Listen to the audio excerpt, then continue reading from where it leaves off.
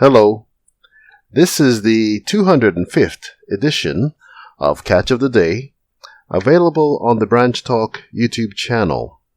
Today we're going to continue reading from a book written by Doug Mitchell, entitled The Four Carpenters, The Ensign, The Time of Jacob's Trouble, and The First Deliverance. Starting at the top of page 44, we read, "Thus we see that when the judgment of the living opens and the work of cleansing the congregation takes place, the church is to receive a new name, which is reflective of her change in relationship to God.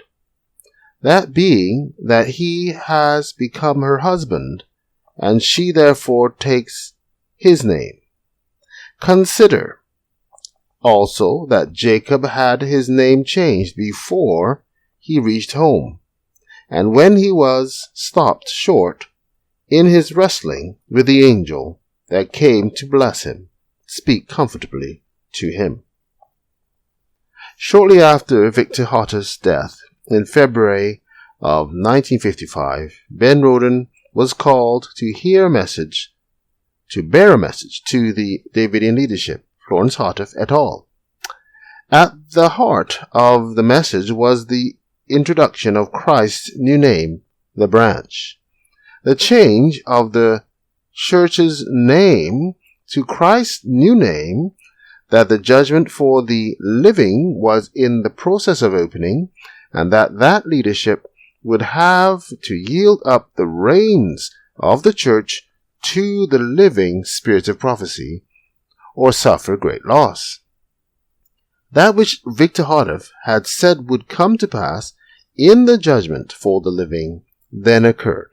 That is, those who came under the classifications related above in 2 Time Greetings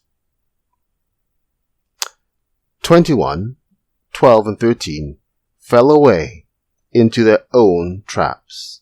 Jeremiah 5, verse 26 to 31. This brings us to one more piece of the puzzle, or this puzzle.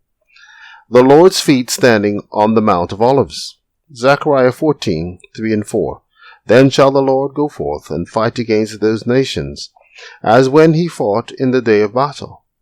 And his feet shall stand in that day upon the Mount of Olives, which is before Jerusalem on the east. And the Mount of Olives shall cleave in the midst thereof, toward the east and toward the west.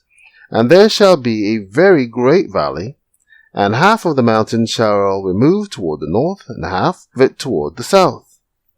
And the time Jerusalem, or at that time Jerusalem, that now is, falls, the Lord's feet shall stand upon Mount of Olives, and there make a very great valley, that is, remove the obstacles and hindrances, and thus prepare the land for the returning of his people. Then it is that the prophecy of Zechariah 10:8, that the Lord shall hiss for his people, will have met its fulfillment. 1 TG 19:4. There we find that it is the presence of the Lord's feet that removes the obstacles and hindrances, and thus prepares the land for the returning of his people. The question is the Lord's feet standing on the Mount of Olives literal or symbolical? If it's literal, then the parting of the mount and the very great valley made there must also be literal. But if the parting of the mount is literal,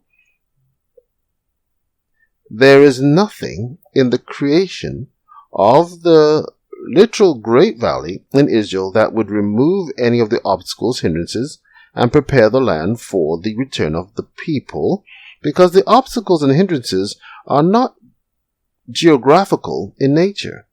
They are spiritual and practical in nature.